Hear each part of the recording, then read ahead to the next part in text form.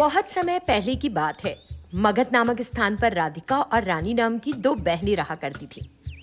राधिका हमेशा से पैसों की लालची थी, उसे ढेर सारे पैसे चाहिए थे, लेकिन रानी इसके बिल्कुल विपरीत थी।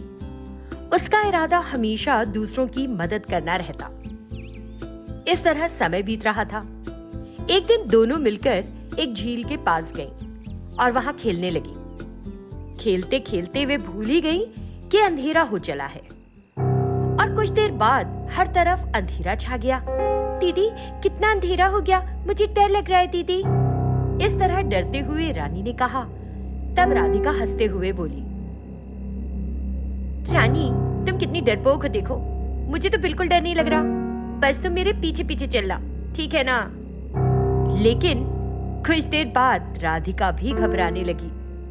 कुछ आगे बढ़ने पर उन्हें पायल की छम छम सुनाई दी। इससे राधिका भी डर गई और वो समझ गई कि वो पायल की आवाज उनका पीछा कर रही है। वो तुरंत रानी को वहीं छोड़कर भाग गई। रानी को अंधेरे में कुछ नहीं सूझ रहा था।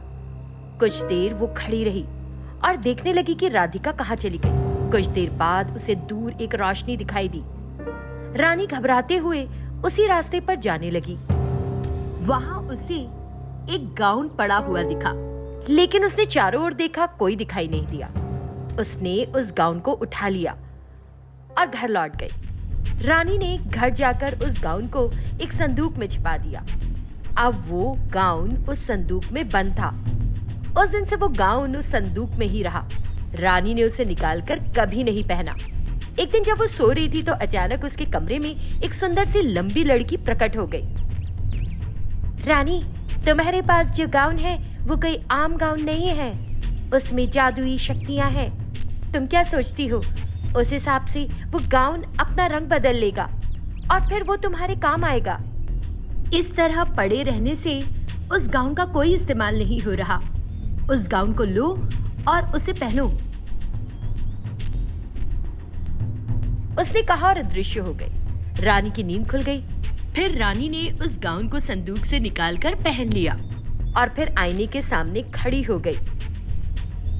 वो आईने में खुद को दिख ही नहीं रही थी। इसी बीच राधिका उस कमरे में आ गई। उसे भी रानी नहीं दिखाई दी और वो पूरे घर में आवाज दे देकर उसे ढूंढने लगी। रानी, रानी तुम कहाँ हो? वो पुकार रही थी, पर रानी तो सामने ही खड़ी थी, फिर भी राधिका को नहीं दिखाई दे रही थी। तब रानी को समझ आया कि उस गाउन को पहनने के बाद वो दिखाई देना बंद हो जाती है। वो उस गाउन को पहनी रही और तुरंत बाहर चली गई। वो एक दुकान के पास गई और वहां खड़े होकर सबको देख रही थी, लेकिन वो किसी को नजर नहीं आ रही थी। तभी उस दुकान के पास एक चोर आया और जब उसने देखा कि सभी किसी न किसी काम में व्यस्त हैं, तो उसने एक आदमी का पर्स छीन लिया और भागने लगा। रानी ने देखा तो पीछे जाकर उस आदमी की धुनाई शुरू कर दी। जब चोर ने ये देखना चाहा कि उसे कौन पीट रहा है, तो उसे कोई दिखाई नहीं दिया, तो वो घबरा गया। भूत है, भूत है, बचाओ बचाओ। तब रानी बोली, जाओ और वो पर्स उस आदमी को लौटा दो, नहीं तो मैं तुम्हें जान से मार दूंगी। उसने उसे धमकी दी। चोर को तो सिर्फ आवाज सुनाई दे रही थी, कोई दिखाई तो दे नहीं रहा था। वो बहुत डर गया। माफ कर दो, मुझे माफ कर दो, मैं ऐसी गलती कभी नहीं करूंगा, वादा करता हूँ। उसने विनती की और तुरंत जाकर वो पर्स उसके मालिक को लौटा दिया। ये देखकर रानी को बहुत खुशी हुई। अगले दिन रानी ने फिर से वो गाउन पहना और आईने के सामने खड़ी हुई। इस बार वो खुद को और उस गाउन दोनों को देख सकती थी और इस बार गाउन का रंग भी बदल गया था। इस बार वो एक ऊंचे पहाड़ पर गई और वहां से नजारा देखने लगी। तभी अचानक उसे आवाज सुनाई दी, बचाओ बचाओ, मुझे कोई बचाओ बचाओ। रानी ने वो पुकार सुनी और उसी दिशा में दौड़ पड़ी। वहां जाकर क्या देखती है कि एक आदमी का पैर एक बड़ी चट्टान के नीचे फंसा हुआ है। रानी को वहां आया देखकर वो व्यक्ति बोला, अरे बेटी, तुम बिल्कुल सही समय पर आई हो, प्लीज मुझे इस चट्टान के नीचे से निकालो। उस व्यक्ति ने रानी से प्रार्थना की, मैं इसे अभी उठा लेती हूँ, आप शांत रहिए।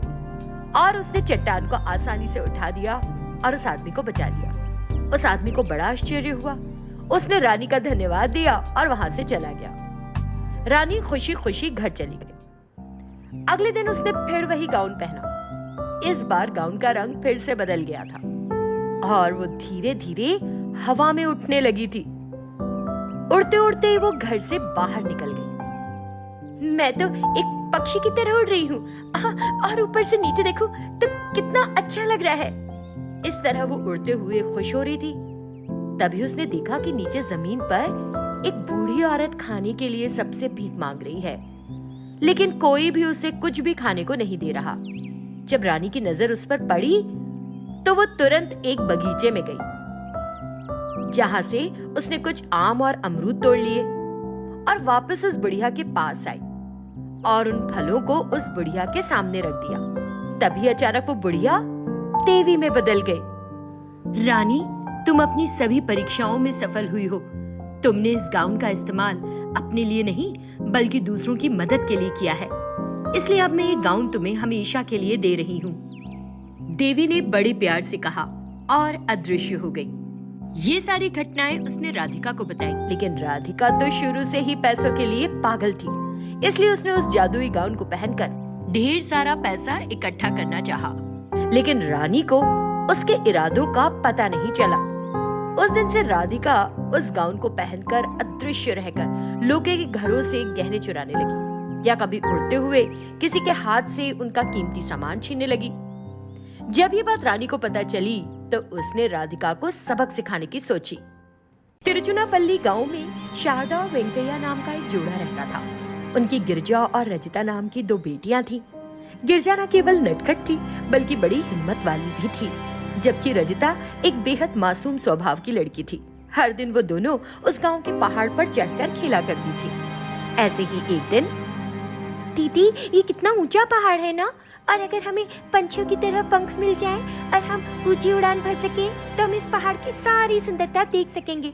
तुमको बिना पंखों के काबू में रखना बड़ा मुश्किल होता है, पंख मिल जाएंगे तो पता नहीं क्या करोगी गिरजा। वो दोनों पूरे दिन पहाड़ पर खेलती रहीं और शाम तक घर लौट आईं। आज गिरजा घर वापस पहुंचने के बाद भी यही सोच रही थी कि काश वो भी पक्षियों की तरह ऊंची उड़ान भर सकती। वो गत्ते का डिब्बा लेकर अपने हाथों में बांधकर उड़ने की कोशिश करने लगी।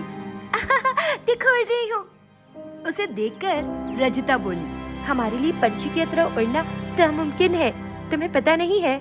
हाँ दीदी, जब हम छोटे थे तो मम्मी पापा हमें क्या सिखाते थे कि हम अपने मन में अगर किसी चीज को करने की ठान ले तो वो होना निश्चित है। हमें हमारा आत्मविश्वास इसे हासिल करने में मदद करेगा। मैं भी एक दिन उड़कर दिखाऊंगी, उसने अपनी बहन गिरजा से कहा। ऐसे ही आए दिन कुछ न कुछ ट्राई करती ही रहती थी। हमेशा की तरह उस दिन भी गिरजा और रंजिता पहाड़ पर खेलने के लिए गई। जब वापस लौट रही थी तो उन्हें किसी के रोने की आवाज सुनाई दी, जिसे सुनकर रंजिता डर गई। गिरजा, अंधेरा हो रहा है और मुझे डर लग रहा है, चल जल्दी से घर चल, मम्मी पापा इंतजार कर रहे होंगे हमारा। दीदी मुझे लगता है कि कोई रास्ता भटक कर जोर जोर से रो रहा है, चलो हम चलकर देखते हैं, उसने बड़ी हिम्मत से कहा। लेकिन रंजिता क्योंकि डरपोक लड़की थी तो वो झट से बोली, मैं नहीं जाऊंगी, तुमको जाना है तो अकेले चले जाओ। ठीक है तो तुम यहीं रहो, मैं देखकर अभी आई। तो गिरजा उस रास्ते पर चली गई जहाँ से रोने की आवाज आ रही थी। दरअसल वहाँ एक हिरण कांटों के बीच फंसा हुआ था। गिरजा ने बड़ी सावधानी से उस हिरण को कांटों से बाहर निकाल लिया। बाहर निकलते ही वो हिरण एक लड़की में बदल गया। जाल से बाहर निकालने के लिए तुम्हारा धन्यवाद। इस एहसान के लिए तुम्हें जो भी उपहार चाहिए तुम मांग सकती हो, मैं जरूर दूंगी तुम्हें। बोलो, उस लड़की ने कहा। गिरजा आश्चर्य से उस लड़की की ओर देख रही थी। अचानक उसे अपना सपना याद आया, मुझे पंछियों की तरह ऊंची उड़ान भरनी है। उस लड़की ने गिरजा के सिर पर हाथ रखा और बोली, मैं तुम्हें ये शक्ति देती हूँ, उसने कहा और अदृश्य हो गई। लेकिन गिरजा को उड़ने के लिए पंख नहीं मिले। वो उड़ने की कोशिश करती तो धम्म करके नीचे गिर जाती। मुझे लगा था कि उसने मुझे चिड़ी की तरह उड़ने की शक्ति दे दी, लेकिन मैं तो उड़ ही नहीं पा रही हूँ। हाँ, ये क्या? उसने इस तरह सोचा और अपनी बहन को भी बताया कि उसके साथ क्या हुआ, लेकिन रंजिता ने उसकी बात पर विश्वास नहीं किया। एक दिन रंजिता और गिरजा एक बगीचे में गई। वहाँ पेड़ बहुत ऊंचे ऊंचे थे। वो फल नहीं तोड़ पा रही थी। अचानक गिरजा उड़ने लगी और जब उसने ऊंची उड़ान भरी तो उसके रंग बिरंगे पंख भी खुल गए। अब गिरजा उस बगीचे में हर तरफ उड़ रही थी और वो रजिता को भी फल तोड़ तोड़ कर देती जा रही थी। उसको उड़ान भरते देखकर रजिता बोली, अरे गिरजा, तूने जो कहा था वो तो सच है। उस लड़की ने तुम्हें सच में पंख और उड़ने की ताकत दी थी। हाँ दीदी, मुझे तो विश्वास ही नहीं हो रहा, गिरजा ने खुश होकर कहा। फिर उसने अपनी बहन को अपने पंखों पर बिठा लिया और ऊपर उड़ गई। हमेशा की तरह वो दोनों पहाड़ की चोटी पर खेलती थी। तभी उन्होंने एक दिन एक चील को अपनी चोंच में एक छोटे मनुष्य के बच्चे को पकड़कर उड़ते देखा। नीचे से उस बच्चे के माता पिता रो रहे थे और पुकार रहे थे। रजिता उन्हें देखकर बोली, गिरजा, इतने दिनों तक हमने तुम्हें मिली शक्ति का इस्तेमाल खेलने के लिए किया, लेकिन अब समय है, तुम्हें उस बच्चे की मदद करनी होगी, उसे वापस लाना होगा। उसने अपनी बहन से कहा और उसे वहां जाने के लिए कहा। गिरजा चील की तलाश में उड़ गई। उसने उस दिशा में एक ऊंची उड़ान भरी। गिरजा उस चील के भी ऊपर उड़ गई, उस चील से लड़ाई की और उस बच्चे को उससे लेकर उसके माता पिता को सौंप दिया। उसके माता पिता को बड़ी खुशी हुई। आंखों में खुशी के आंसू भरकर उसकी माँ ने कहा, मैं नहीं जानती कि तुम कौन हो, लेकिन तुमने मेरे बच्चे को चील से बचाया। तुम चिक चिक जियो बेटी, ऐसे आशीर्वाद दिया। गिरजा, अब से तुम्हें अपनी शक्तियों का प्रयोग खेलकूद में नहीं, बल्कि उन लोगों की मदद करने में करना चाहिए जो किसी परेशानी में है। तभी तुम्हारी शक्ति का असल अर्थ निकलेगा। साथ ही तुम्हारे और मेरे अलावा किसी को भी पता नहीं होना चाहिए कि तुम्हारे पास इस तरह की शक्ति है। उसने बड़ी बहन होने के नाते गिरजा को अच्छे से समझाया। गिरजा को भी बात समझ में आ गई और बोली, हाँ दीदी, अब से मैं अपनी शक्तियों का उपयोग उन लोगों के लिए करूंगी जो किसी तकलीफ में है और जिन्हें सहायता की जरूरत है, उसने खुश होकर कहा। तब से गिरजा जिसे भी मदद की जरूरत होती थी वहां पहुंचकर उनकी मदद करती थी। गांव के लोगों को यही पता था कि एक पक्षी उनकी मदद कर रही है। कोई नहीं जानता था कि वो पक्षी गिरजा ही है। यहाँ तक कि ये बात उनके माँ बाप को भी नहीं पता थी। गिरजा ही पक्षी बनकर सबकी मदद कर रही है, ये राज सिर्फ दोनों बहनों के बीच था।